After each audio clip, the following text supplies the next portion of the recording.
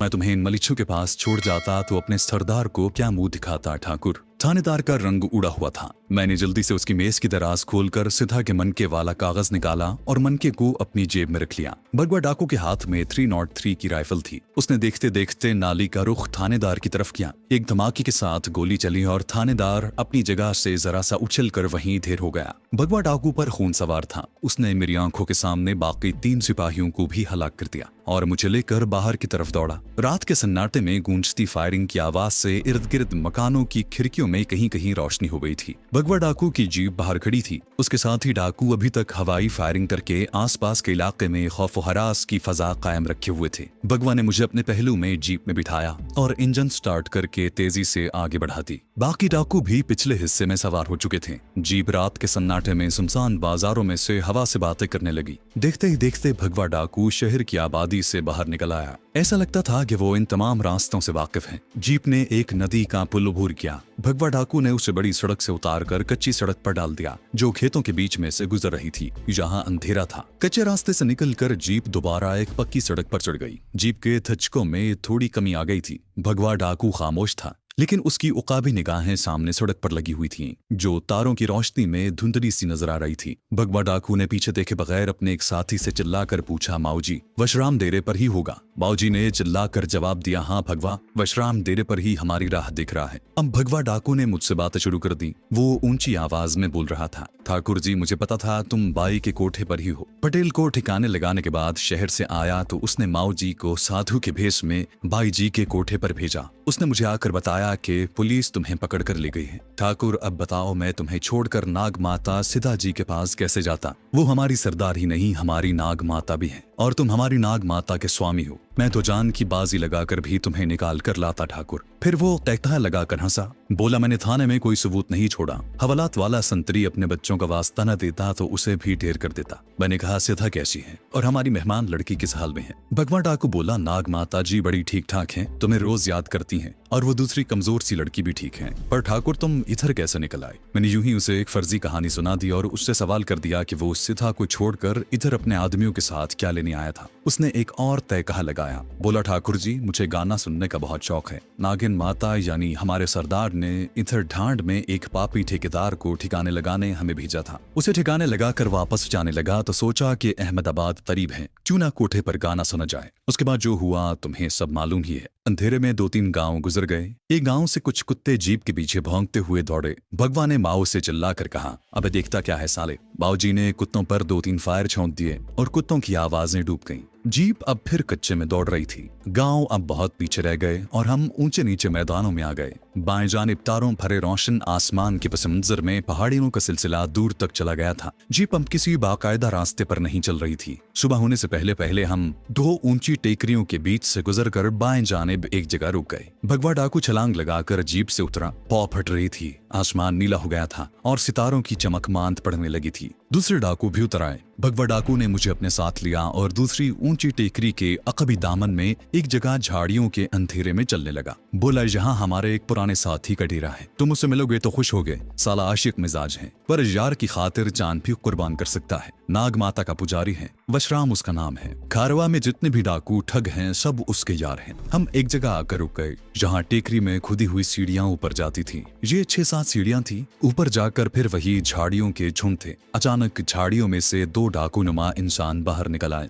ठाकुर भगवा, दादा तुम्हें बहुत याद कर रहा था, चलो। दादाजी अपने सरदार वशराम को कहते थे। टेकरी के ऊपर बुलंद झाड़ियों और खुदरो बबूल के दरख्तों के दरमियान एक जगह कच्चा मकान बना था जिस पर घास फूस की ढलानी छत पड़ी थी। हमारे रहनुमा डाकू ने मकान के दरवाजे पर हाथ मारकर कहा, दादा ठाकुर भगवा आया है। जवाब में अंदर से एक मर्द की पाटदार आवाज आई, भगवारे साले इतनी देर कर दी, आजा अंदर, रखिया रानी के सिवा और कोई नहीं है। और फिर एक मर्द और एक औरत का कहकहा बुलंद हुआ। भगवा डाकू ने उसे गाली दी और दरवाजा खोलकर अंदर दाखिल हो गया। मैं भी उसके साथ था। अंदर एक कमजोर सी लालटेन जल रही थी। उसकी लौ नीचे रखी गई थी। 2 चारपाइयां आमने सामने बिछी थीं। एक चारपाई पर भगवा डाकू का पुराना दोस्त वशराम डाकू अपनी दोस्त रखिया रानी के साथ बैठा था। उस औरत के नाक का नन्ना सा सुर्ख नगीना चमक रहा था। अबे ये कौन है बे? भगवा डाकू बड़े एहतराम से बोला, वशराम ये रघु जी हैं, ठाकुर रघु, हमारी नाग माता के स्वामी। वशराम जल्दी जल्दी से चारपाई से उतरा और मेरे पांव छूकर बोला, धन्यवाद हो ठाकुर जी, आपके दर्शन करके खुशी हुई। फिर रखिया रानी की तरफ इशारा करके किसी कदर लहक कर बोला, इसका कुछ ख्याल न करना ठाकुर जी, ये तो मेरी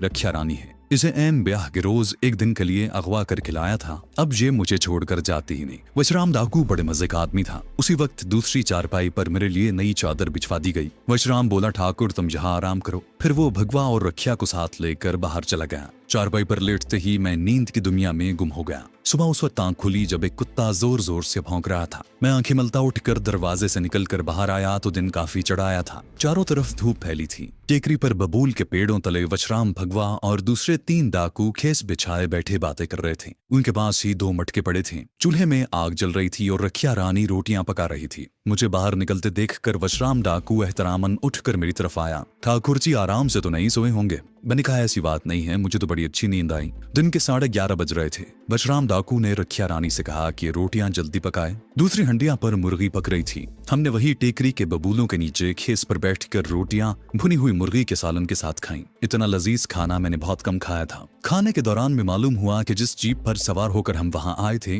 वो वशराम डाकू की ही थी। यहाँ टेकरी से थोड़ी दूर भगवा डाकू और उसके साथियों के घोड़े भी बंधे थे। ढांड का गांव हमारे बाएं तरफ 20 किलोमीटर के फासले पर था। वशराम डाकू ने अपनी जीप जंगल में अपनी किसी कमीनगाह में पहुंचा दी थी। प्रोग्राम ये बना कि भगवा डाकू और मैं अपने डाकू साथियों को लेकर शाम होने से पहले यहाँ से अमरेली की तरफ रवाना हो जाएंगे। दरियाए घार तक पार करके चौका ढाबा के 3 कोस लंबे जंगल को उबूर करके हमें पश्चिम की जानिब वाली स्याहधारी धार चट्टानों की मिरोला वादी में पहुंचकर सीधा से जा मिलना था। यहाँ वशराम डाकू अपने दर्जन भर साथी डाकुओं के साथ एक अरसे से मुकीम था। शायद उसका गुजारा इस टैक्स या मुआवजे पर था जो वो इधर पनाह लेने वाले डाकुओं से वसूल करता था। दोपहर के खाने के बाद वशराम तो रखिया के साथ कोठरी में चला गया और मैं, भगवा डाकू, माऊजी और दूसरे साथी वहीं पड़कर सो गए। मुरगन खाने के बाद जो बबूल की ठंडी छांव में लेटे तो नींद की परियों ने हमारी आंखों पर अपने रेशमी हाथ रख दिए। जब सोकर उठे तो धूप ढलने लगी थी। भगवा डाकू राम राम करता दरख्तों की तरफ चला गया।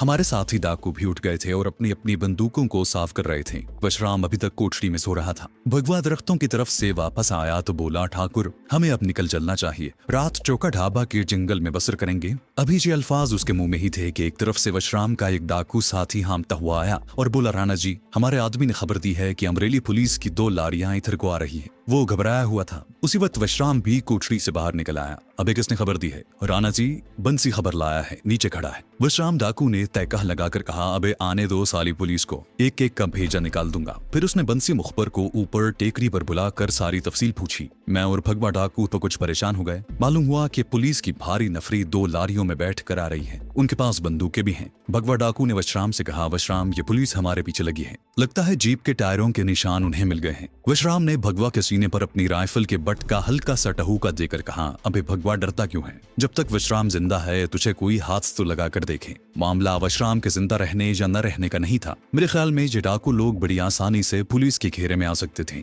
पुलिस के सिपाही बाकायदा ट्रेंड होते हैं और वो अमरेली से इतनी दूर आए थे तो जाहिर है कि असलहे का पूरा जखीरा लेकर आए होंगे। अभी मैं ये सोच ही रहा था कि टीकरी के नीचे कुछ दूर दरख्तों के झुंड में से फायर का धमाका हुआ। भगवा और वशराम ने चौंक कर उधर देखा। अबे मेरे साले आ गए रे भगवाराम। वशराम डाकू ने अपने साथियों के साथ पहले ही टेकरी पर मोर्चे संभाल लिए थे। उसने कमीनगाह की तरफ एक आदमी को ये कहकर दौड़ा रखा था कि पुलिस आए तो पीछे से उन पर फायरिंग खोल दी जाए। लेकिन ये हमें ही मालूम नहीं था कि पुलिस इन डाकुओं को पहले ही दबोच चुकी है। हम भी राइफलें संभाल कर मोर्चों में बैठ गए। इतने में लारियों की घर घर सुनाई देने लगी। ये लारियां टेकरी के नीचे चारों तरफ गुंजान दरख्तों में पुलिस के सिपाहियों को फैला रही थीं। पुलिस के साथ कोई रिटायर्ड फौजी अफसर था जो फौजी हिकमत अमली पर अमल करते हुए हमें चारों तरफ से घेरे में ले रहा था। अगरचे हमें बुलंदी पर होने की वजह से बर्तरी हासिल थी, मगर मैंने देख लिया कि वशराम के पास जो असलहा है वो ज्यादा देर तक नहीं चलेगा। ऊपर से वशराम डाकू एक जज्बाती आदमी था। उसने बगैर सोचे समझे फायरिंग करके गोलियां खत्म करना शुरू कर दी थी। पुलिस की तरफ से अब कोई फायर नहीं हो रहा था।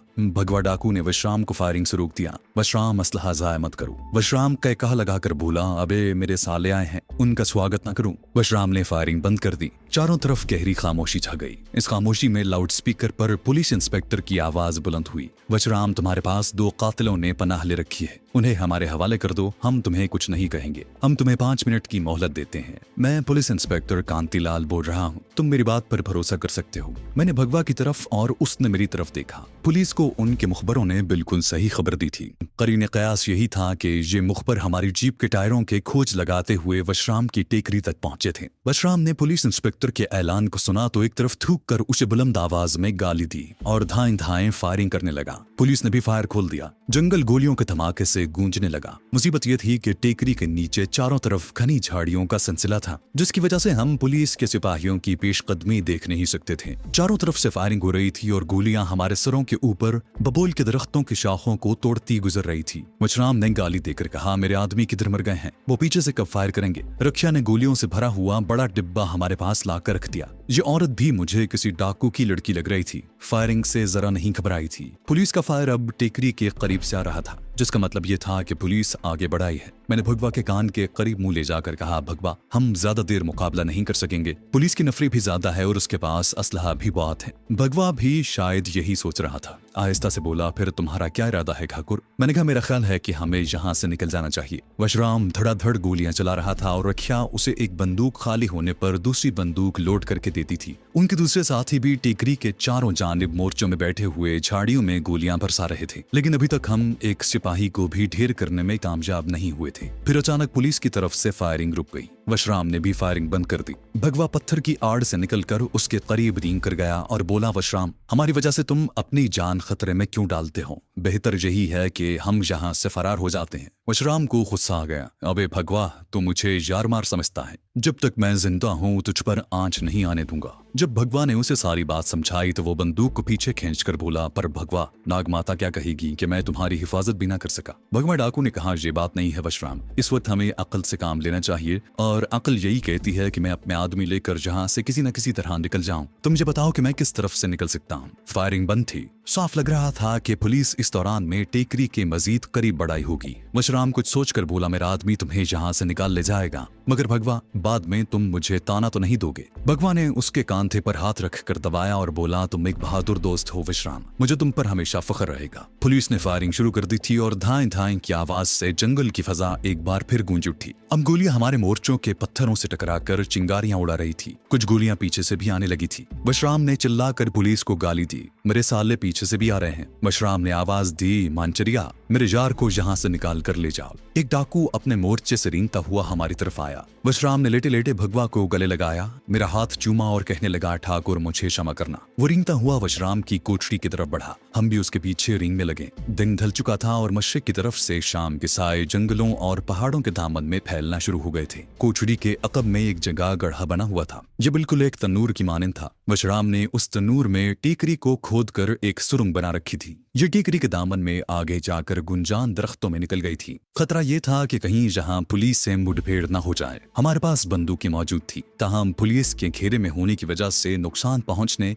या गिरफ्तार हो जाने का एहतमाल था। ये सुरंग किसी गटर की तरह थी जिसमें से हम रेंग कर गुजर रहे थे। बंचरिया पहले बाहर निकल गया और उसने हमें सुरंग में ही छुपे रहने का इशारा किया। वो झाड़ियों में गायब हो गया। थोड़ी देर बाद झुका हुआ आया और हाथ से बाहर आने को कहा। हम रेंगते हुए सुरंग से बाहर आए। यहाँ दरख्तों की शाखें नीचे तक लटक रही थीं और शाम का हल्का हल्का अंधेरा वक्त से पहले छा रहा था। हम बड़ी एहतियात से झुक कर चल रहे थे कि शाखों के टूटने की आवाज पैदा न हो। कोई 100 कदम चलने के बाद ढलान आ गई। जहाँ दरख्त नहीं थे, मानचरिया लेट गया। नीचे इशारा करके आहिस्ता से बोला, दादा, वो नीम के पेड़ हैं और हमारी घोड़ियां वहां बंधी हैं। अगर तुम कहो तो मैं भी तुम्हारे साथ चलूं। भगवा डाकू ने उसके कांधे पर हाथ रखकर खामोशी से कहा, मंचरिया, तुम जाओ, हम निकल जाएंगे। मांचरिया वहीं से पलट गया। भगवा डाकू ने मुझे लेटकर नीम के दरख्तों की तरफ चलने का इशारा किया। ये निस्बतन खुली जगह थी, मगर नशीबी मैदान में सूखी घास इतनी ऊंची जरूर थी कि हम उसमें छुप जाते। 60-70 कदम का ये फासला हमने रेंग रेंग कर करीबन आध घंटे में तय किया। जब नीम के दरख्तों के पास पहुंचे तो वहां कुछ घोड़े बंधे हुए थे। हैरानी की बात ये थी कि पुलिस ने इन घोड़ों या घोड़ियों पर कब्जा नहीं किया था। हालांकि वशराम के वो आदमी जो यहाँ पर तैनात थे पकड़े जा चुके थे। हमारे 4 डाकू साथी भी हमारे पीछे पीछे रेंगते चले आ रहे थे। जो ही हम घोड़ों के पास पहुंचे, एक तरफ तड़ातड़ गोलियां चलने लगी। भगवा ने चिल्लाकर कहा, घोड़ों पर सवार होकर अमरेली की तरफ निकल चलो, अपनी अपनी जान बचाओ। हमारे चारों साथी उछलकर घोड़ों पर बैठे और एक तरफ को भागे। 2 डाकुओं को गोलियां लगीं और वो चीख मार कर गिर पड़े। भगवा डाकू गजबनाक होकर खड़ा हो गया और धड़ाधड़ फायरिंग शुरू कर दी। ठाकुर घोड़े पर बैठ जाओ। फायरिंग करते हुए मैंने एक सिपाही को देखा जो दरख्तों की आड़ लेता हुआ भगवा डाकू के पीछे निकलने की कोशिश कर रहा था। वो मेरी इज्जत में था। मैंने उसका निशाना लेकर फायर किया तो वो उछल कर गिरा और फिर न उठ सका। एक सिपाही भगवा डाकू के सामने आ गया, उसे भगवा डाकू ने ढेर कर दिया।